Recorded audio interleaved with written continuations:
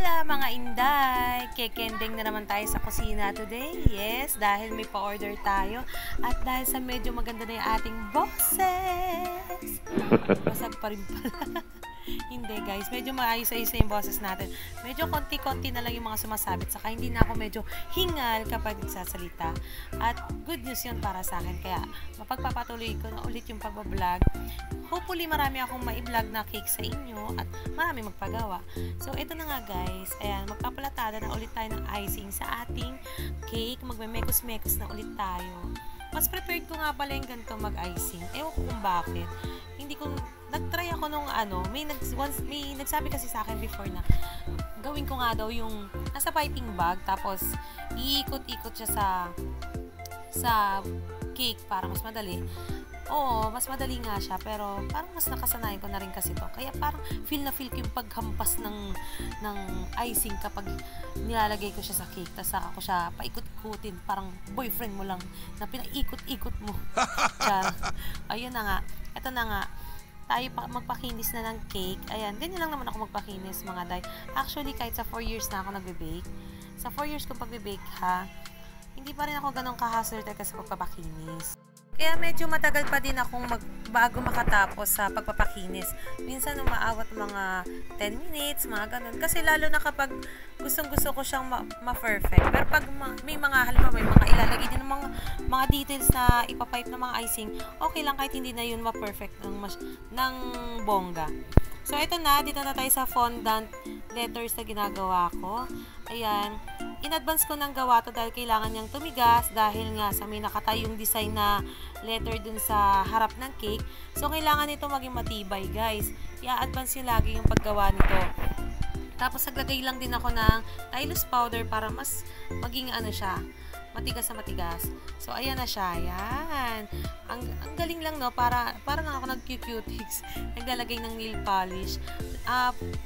Trip na trip ko yung paglalagay niya. So, nagbutas-butas ako nito. Isa-isa, ayan. Kung makikita nyo dun sa mga nauna kong letter na nagawa na, nagbutas-butas ako niyan. Pinahirapan ko lang yung sarili ko mga guys. Makikita nyo mamaya pagkatapos yung video. Kasi ito yung ginagaya ko. So, kaya lang, parang siya parang alam niyo yung mga keychain na, letter keychain na saan ko ba nakita yun? Sa Shopee, yun sana yung gagawin ko. Kaya lang sabi ko, parang hindi ko siya mapapatayo dun sa cake board. Or, basta, yun yung naging, basihan ko. Kaya, ginawa ko na lang din fondant. Wala naman problema, kahit gawin kong fondant. Kaya lang, dito ako nagkaroon ng problema. Oh, no. Yan, sa paglalagay ng mga drugs na yan. Kasi, ito talaga yung unang plan ko. And I thought na madali. Ayan, nagkatapon-tapon pa. So, ang daming nasayang, natapon.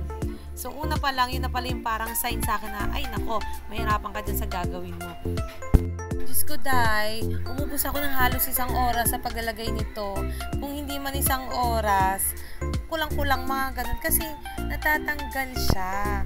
Tapos, medyo chillax pa ako dyan kasi, pag natapos to, ilalagay ko na lang lahat ng toppers. Tapos na ako. At akala ko naman, kahit magtagal ako sa paglalagay nito, is okay na. Pero, nako, Diyos mio, talaga naman naubos ang oras ko dito. At ang ending, nagmamadali na naman ako dahil ang call time nito ay 8 a.m. Aga, no? Nagsimula ako ng 5 a.m. And then, mga 8 na ako, mag-8 na ako natapos. Tapos, pumirit na lang ako kay customer na malilate lang ako ng 30 minutes. Birang-bira ako malate, guys. Kasi, may trauma na ako dyan sa pagiging late. So, pero pag okay naman kay client at pumayag naman siya na malate ng ganong oras, dumating ng ganito, go. Pero pag sinabi niyang hindi, talagang umiikot ng puwet ko niyan, hindi ko na alam ang gagawin. Ganun. Nga, may trauma na nga ako sa pagiging latecomer. Kwento ko pa ba? Susunod na lang guys, kikwento ko sa inyo yan. Gagawan ko ng vlog yung pagiging latecomer ko. Kaya ako nagka-trauma-trauma. So, ito na nga guys, di ba mano-mano, nakita nyo yan? Naka-edit pa yung speed niya na. Ang bilis na niyan. Naka times 10 yata yung bilis nito. Kasi super bagal, tas talagang nagkakahulog-hulog. Inilaban ko pa talaga yan kahit parang nagde-delicates na talaga. Tagilid na talaga ako dyan, guys. Inilalaban ko lang. Kumbaga parang naniniwala pa rin ako sa instinct ko. Pero Pero huli na kasi naisip ko na may iba pa pala akong pwedeng maging option. So, madako na nga tayo dito sa pagde-decorate ko ng cake dahil ito yung maglalagay na ako ng mga toppers. Ayan, pinatigas ko lang yung mga fondant. Tulad na sabi ko, laging i-advance sa paggawa dahil kailangan tumigas. So, kung rush naman, pwede kayong mag-apply ng Tylose powder sa fondant nyo or kaya may nakikita ako sa mga vlogger na ibang mga vlogger na pinapainitan nila sa oven. Pero hindi ko pa yun na-try mga sis. Ito kasi, ito lang yung ginagamit ko, Tylose lang talaga. Tapos, naglagay lang ako sa likod ng sobre na fondant para may tibay yan. Kasi, malayo magdadala niyan, be. Sobrang layo. Tapos, taas, baba. Napakatatarik talaga. Ipapakita ko sa inyo yung clip. Kaya hindi pwedeng lilembot-lembot yung mga fondant natin dyan. Kailangan matibay yan. Kasi nga, super layo. Tapos malubak pa talaga. Tapos yung nasakyan kong tricycle, grabing bilis niya. Biglang liliko. Talagang tumatagilid ako. Kaya kailangan talaga. Buti na lang tinibayan ko talaga to. At syempre, yung ginamit nating whipping cream is talaga namang maasahan. Tulad nga ng sinasabi ko, whip it yung ginagamit ko. Kasi ito talaga yung subok ko kapag talagang malayo ang biyahe. Saka ito guys, yung ginawa ko sa heart, hindi siya red na red, diba? Yung fondant. Kasi nga, magpipaint na lang ako ng color red. Kasi mas tipid siya. Hindi na kailangan mag-ubos pa ng isang bote ng food color para lang ma-achieve mo yung magandang red. So, ito na guys yung pinoblema ko. Ayan, kitang-kita nyo naman kung paano ko binakbak yung mga dragis na yan. Pinahirapan ko lang talaga yung sarili ko. Ay, ewan. Ayoko nang ulitin yan. Pero may nahanap naman akong solusyon. Ayan nga, ayan o, yun. Didikit ko lang. Napakadali. Gugupitin, tapos didikit ko lang. Sana, nung una pa lang, na-realize ko at naisip ko na agad na yun na lang yung dapat kong gawin. Tapos, eto na siya. Ayan. Ang super rush na cake nang dahil sa dragis na yan. Mapapa-thank you Lord na lang talaga ako dahil isang cake na naman po ang nairaos. Thank you! Bye-bye! Tara guys, samahan nyo ako mag-deliver. So, ito yung continuation ng video na ginawa ko. Ayan, ito yung cake natin. Kung mapapansin nyo, yung takbo ng tricycle dito, hindi, kumbaga swabe lang. Hindi, mabilis siya, pero hindi siya ganon kalamog or bugbog. Kahit marami kaming lubak na dinaanan dito ha, kasi paanggat to eh. Kung di ako nagkakamali, engkanto tong lugar na dinadaanan namin. Ayan. So, dito pa lang, malubak na. Pero, chillax-chillax lang ang Inday kasi maganda naman yung takbo ng driver eh. Kaya lang, pagdating kasi dun sa mga video na, ayan o, yan yung mga lubak. Pero sanay tayo dyan. Tapos, dun sa mga susunod na clip ng video, yun yung video naman dun sa isang driver na sunod kong sinakyan. Kasi pagdating ng Angat, bumaba ako, tapos sumakay pa ako ulit ng isa pang tricycle.